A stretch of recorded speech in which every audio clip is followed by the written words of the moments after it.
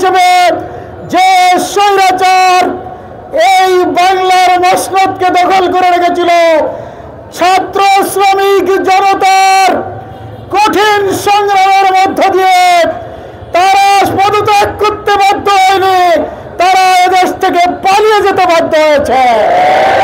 সেই পতিত স্বৈরাচারের দোসররা আজও বাংলাদেশের প্রশাসন সকল ক্ষেত্রে অবস্থান করছে, যার কারণে প্রশাসন তার গতি ফিরে পাচ্ছে না, সঠিকভাবে কাজ করতে পারছে না। গোপালগঞ্জকে ওরা ওদের রাজধানী বানিয়ে নিয়েছিল। বাংলাদেশের বিভিন্ন প্রান্ত থেকে ওই রাজধানীতে যেয়ে তারা সংগঠিত হয়ে সন্ত্রাসী কার্যক্রম পরিচালনা করা শুরু করেছে। আমরা পরিষ্কারভাবে বলতে চাই, চিরুনি অভিযানের মধ্য দিয়ে বাংলাদেশের বিভিন্ন প্রান্তে যেসব সন্ত্রাসীরা গোপালগঞ্জে লুকিয়ে আছে তাদের প্রত্যেককে গ্রেপ্তার করে আইনের আওতায় নিয়ে আসা হয়। যদি প্রশাসন ব্যর্থ হন তাহলে আমরা যারা গোপালগঞ্জের পার্শ্ববর্তী জেলা আছি, আমরা গোপালগঞ্জের দিকে লং মার্চ করতে বাধ্য হব।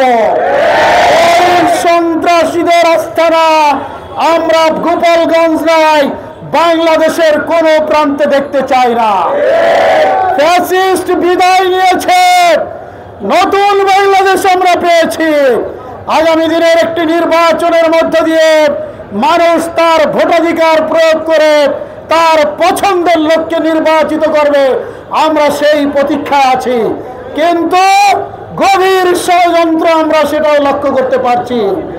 নির্বাচন যাতে না হতে পারে, নীতি নৈতিকতা পরায়ণ ইসলামের পক্ষের শক্তি যাতে আগামী দিনে সুন্দর একটি বাংলাদেশ গঠন করতে না পারে, সেই ষড়যন্ত্রে অনেকে লিপ্ত রয়েছে, আপনারা খেয়াল করেছেন। আমরা পরিষ্কারভাবে বলতে চাই, আমাদের জান এবং মালকে কুরবানি করে দিয়ে আগামী দিনের নির্বাচন নামক যে জেহাদ, এই জেহাদে আমরা সকলে অংশগ্রহণ করতে চাই। আপনারা কি রাজি আছেন ভাইরা আমার?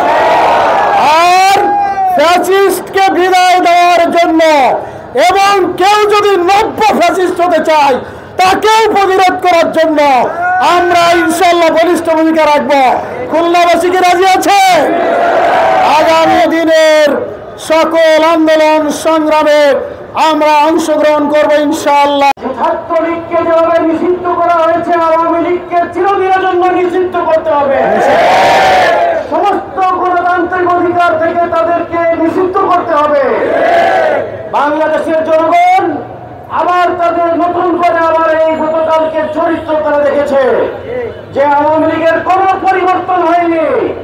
বিগত 5ই আগস্টের পূর্বে তারা যেভাবে জনগণের উপর গুলি চালিয়েছে,